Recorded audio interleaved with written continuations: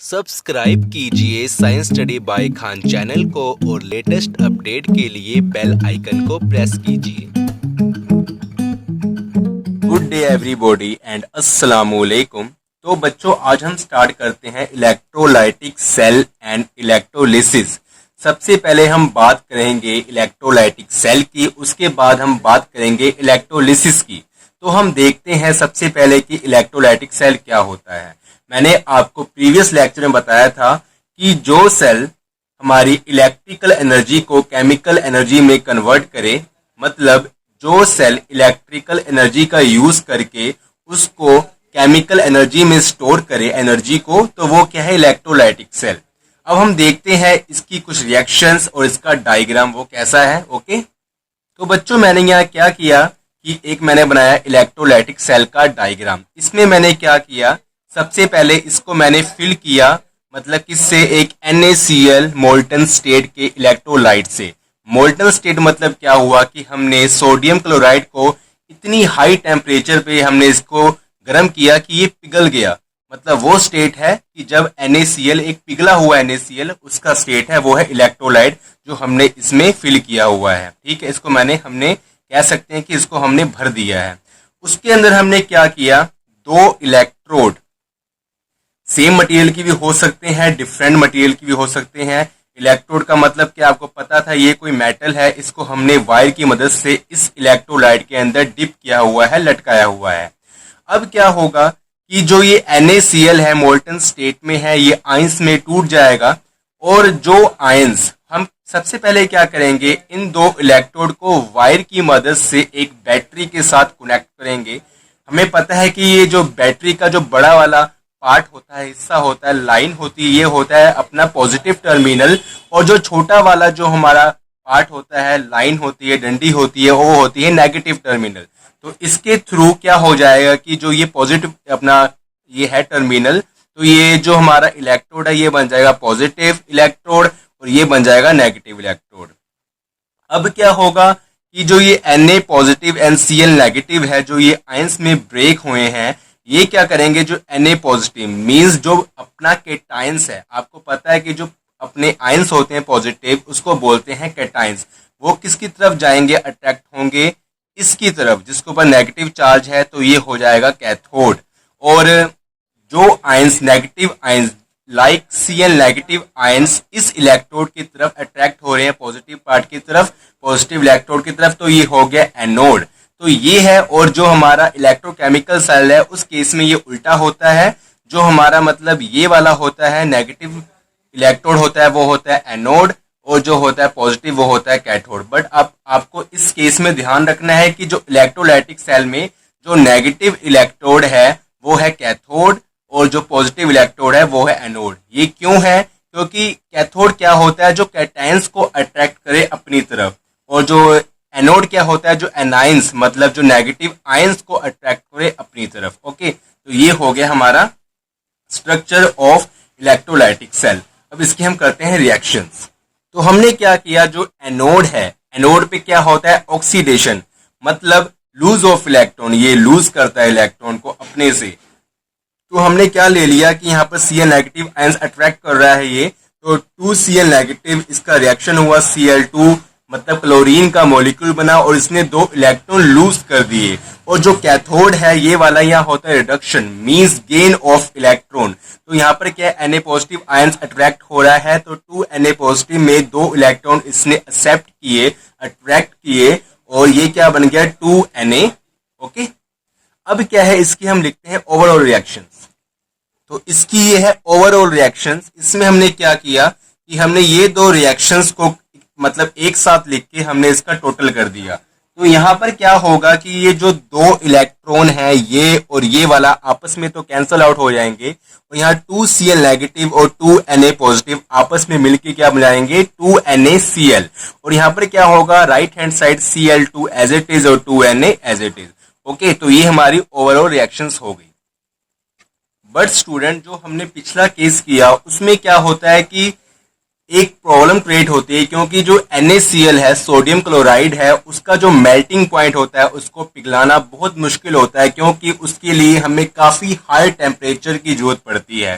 तो यहाँ पर हमने क्या लिखा है, the melting point of NaCl is very high, approximately 801 degree Celsius, 801 degree Celsius उसका टेम्परेचर होता है। मतलब उसका जो मेल्टिंग पॉइंट है, जब वो पिघलेगा तो हमें काफी ज्यादा, आप कह सकते हैं कि अप्रोक्सीमेटली 900 और 1000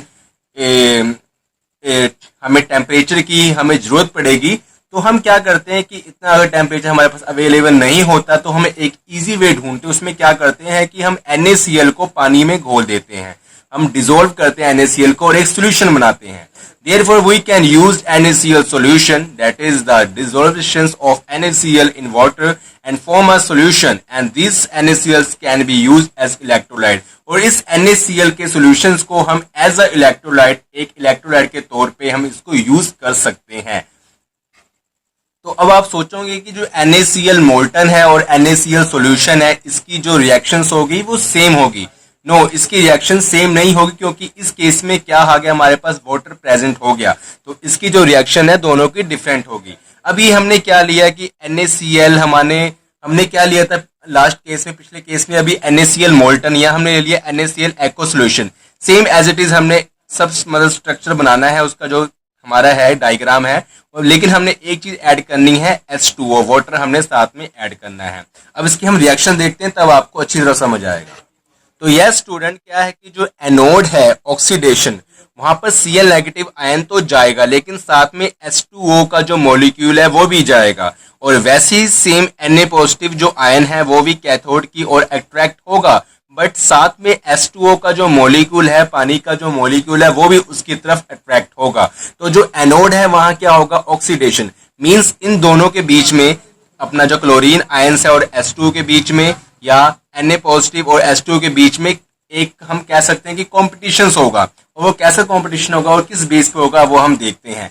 यहाँ पर क्या है, Cl नेगेटिव है, H2O, इन दोनों के बीच में होगा कॉम्पिटिशन होगा, और जिसका इस केस में, एनोड के केस में, ऑक्सीडेशन के केस में जो उसका ऑक्सीडेशन पोटेंशियल है जिसका हाई होगा, वही इस केस में विन होगा। तो अभी क्या होगा, because the oxidation potential of chloride ion is greater than that of H2O। लेकिन इस केस में क्या है, जो अपना ऑक्सीडेशन पोटेंशियल है क्लोराइड आयन का, वो ज्यादा होता है एज कंपेयर टू H2O। तो यहाँ पर क्या होगा कि जो हमारा क्लोराइड आयन है इसका ही होगा ऑक्सीडेशन, H2O का नहीं होगा। और जो इसका जो रिएक्शंस होगी वो क्या होगा, ऑक्सीडेशन क्या होता है, लूज ऑफ इलेक्ट्रॉन। तो यहाँ पर क्या होगा, 2Cl नेगेटिव, इसने Cl2 एक मॉलिक्यूल में कन्वर्ट होगा और 2 इलेक्ट्रॉन लूज कर देगा। अब बात आती है कैथोड की। तो जो कैथोड है वहां पर भी Na पॉजिटिव एंड H2O के बीच में क्या होगा, कॉम्पिटिशन होगा। और इस केस में क्या होता है कि जो रिडक्शन पोटेंशियल होता है H2O का, वाटर के मॉलिक्यूल का, वो ज्यादा होता है as compare to Na positive ion. तो यहाँ पर कौन विन करेगा, H2O। इसलिए यहाँ पर जो इस केस में जो रिडक्शन होगा वो वाटर के मॉलिक्यूल का होगा, ना कि Na पॉजिटिव का होगा। ओके, तो इसकी जो रिएक्शंस है वो हम देखते हैं, 2H पॉजिटिव OH नेगेटिव, मतलब HOH, इसको हम वाटर पे ऐसे लिख सकते हैं। यहाँ पर जो H है उसके ऊपर क्या चार्ज है, पॉजिटिव, और OH के ऊपर चार्ज है नेगेटिव। इसने 2 इलेक्ट्रॉन एक्सेप्ट किए, 2 मोल है, तो ये बन जाएगा H2, ठीक है, एक बन गया हाइड्रोजन गैस बन गई, और 2 OH नेगेटिव, मतलब हाइड्रोजन का मॉलिक्यूल बन गया। तो स्टूडेंट यहाँ तक हमारी बात होगी। अब इसकी हम देखते हैं टोटल रिएक्शन, ओवरऑल रिएक्शन क्या होती है इसकी। तो यस स्टूडेंट्स, की जो ओवरऑल रिएक्शन है वो है 2Cl नेगेटिव से ये बना, हमने साथ इकट्ठे लिख दिया। अब यहाँ पर क्या होगा कि जो ये 2 इलेक्ट्रॉन है और ये 2 इलेक्ट्रॉन है, ये आपस में एक दूसरे को कैंसिल कर देंगे, और ये क्या बन जाएगा, 2Cl नेगेटिव एंड 2 वाटर के 2 मोल, ओके, और यहाँ पर Cl2 प्लस H2 और 2 OH नेगेटिव। तो ये हमारी होगी ओवरऑल रिएक्शन। अब क्या होगा कि जो ये Na पॉजिटिव है, जो उस केस में हमारे पास अट्रैक्ट नहीं हुआ, मींस जिसका रिडक्शंस नहीं हुआ, वो कहाँ जाएगा इस केस में, तो वो क्या करेगा, ये जो 2 OH नेगेटिव है इसके साथ कंबाइन होके NaOH सोडियम हाइड्रोक्साइड बनाएगा, और इसको हम इजिली जो सॉल्यूशन से निकाल सकते हैं। तो further Na positive ions react with OH negative ion and formed NaOH and easily extracted from solution. Okay, तो यस स्टूडेंट, अब हम बात करते हैं इलेक्ट्रोलिसिस की। इलेक्ट्रोलिसिस क्या होता है वो हम देखते हैं। इसमें हमने क्या लेना है, एक कंटेनर बीकर टाइप कुछ लेना है। उसमें हमने क्या करना है कि CuSO4 का जो इलेक्ट्रोलाइट सोल्यूशन है, एक्वस सोल्यूशन मींस जो पानी में घोल के इसको बनाया हुआ है, वो हमने यहाँ पर लेना है। इसमें क्या करना है कि हमने इस केस में ले लिया कॉपर। आप सिल्वर भी यूज कर सकते हो, लेकिन हमने इस केस में क्या लिया, कॉपर के इलेक्ट्रोड 2 ले लिए। इसको हमने उस इलेक्ट्रोलाइट में हमने डिप करा, उसको डुबो दिया और उसको हमने वायर की मदद से एक बैटरी से कनेक्ट किया। जो मैंने लास्ट टाइम बताया था पिछले वीक की, जो ये हमारा जो टर्मिनल होगा ये होगा पॉजिटिव, ये होगा नेगेटिव। अब स्टूडेंट क्या होगा कि जब हमने इसको डिप किया तो ये Cu जो ये डबल प्लस है ये अट्रैक्ट होगा इसकी तरफ, ठीक है, जो हमारा ये एनोड है, ये कैथोड है। और ये जो होगा SO4 डबल नेगेटिव होगा, ये होगा इसकी तरफ जो हमारा एनोड है। लेकिन स्टूडेंट यहाँ पर H2O भी है। अब इस केस में इसकी रिएक्शंस क्या होगी हम वो देखते हैं, फिर आपको समझाता हूँ इसमें क्या थोड़ा डिफरेंट है।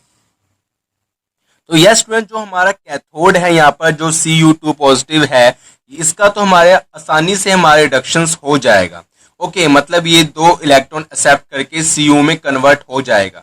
लेकिन जो एनोड है वहां पर क्या है, SO4 2 नेगेटिव जो आयन है वो क्या होगा, वहां पर कॉम्पिटिशन होगा। कॉम्पिटिशन किसके बीच में होगा, एक तो वाटर का जो मॉलिक्यूल उसमें है और एक SO4 है। और ये जो कॉपर जो हमारे पास इलेक्ट्रोड है ये इटसेल्फ भी एज अ मतलब करेगा कि मैं भी एक ऑक्सीडेशन हूं। लेकिन इस केस में क्या होगा, देखो यहाँ 3 चीजें होगी।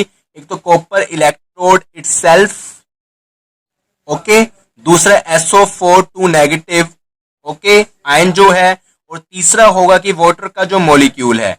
लेकिन इस केस में जो विन करेगा वो विन करेगा कॉपर इलेक्ट्रोड इटसेल्फ, वो विन करेगा। और यहाँ पर कॉपर इलेक्ट्रोड है वो उसका क्या होगा, ऑक्सीडेशन होगा, मतलब लूज ऑफ 2 इलेक्ट्रॉन, उसका ऑक्सीडेशन हुआ और ये कॉपर आयन में कन्वर्ट हो गया। ओके, तो इसका जो हम डायग्राम बनाएंगे एक्चुअली वो कैसा बनाएंगे कि इसका ये हुआ कि जैसे कि यहां से ये मतलब ये जो इलेक्ट्रोड है ये बनाएगा कॉपर आयन, और यहां से जो कॉपर आयन है ये कॉपर में कन्वर्ट होगा।